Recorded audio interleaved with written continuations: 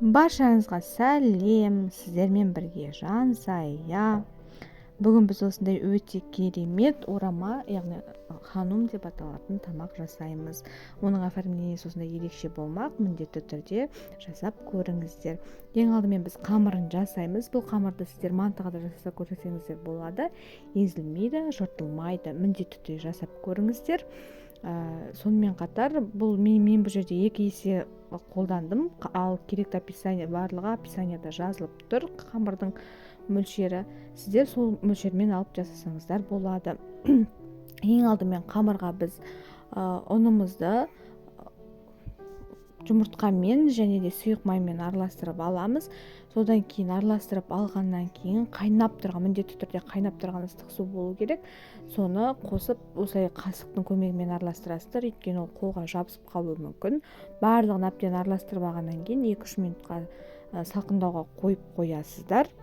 2-3 минутқа салқындатып алғаннан кейін қолымызбен әрі қарай илейміз, яғни барлық қамырды біріктіріп, біркелкі қамыр пайда болғанша илей бересіздер. Ол әркімде әртүрлі уақыт алуы мүмкін. Барлық қамыр осылай тегеше илеп алғаннан кейін жеке дастарханның үстіне алып илеуге болады. Осылай илеуі сіңгенше дейді, солай илеп аласыздар да, кейін жарты сағатқа демалдыруға қойып қоясыздар қамырды. Ол міндетті түрде солай қойып қоюы қажет. Кейін жарты сағаттан кейін қамырыңызды бірнеше бөліктерге бөліп аласыздар да, осылай әр бөлікті дөңгелекше етіп жайып аласыздар. Менен бір қамырдан 3-4 дөңгелекше шығады. Кейін осындай етіп жайып алғаннан кейін оқтауға орап алғаннан кейін екі жақ шетінен осылай етіп бүктейміз, яғни итеріп бүктейміз. Міне осындай гармошка секілді пайда болуы қажет.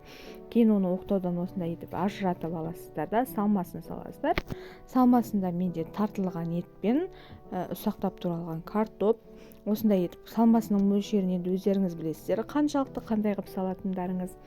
Және де салмасын салып алғаннан кейін шетінен жайлап отырып осындай етіп орайсыздар. Міне осындай гармошка секілді пайда болады. Өте әдемі оформлениямен, міндетті түрде қонақтар келгенде жасауға болады. Әдемі болып шығады. Осы жасағанымызды барлық қамырмен жасап шығасыздар. Түгеліне осындай етіп салмамызды салып, шетінен жайлап отырып орап аласыздар.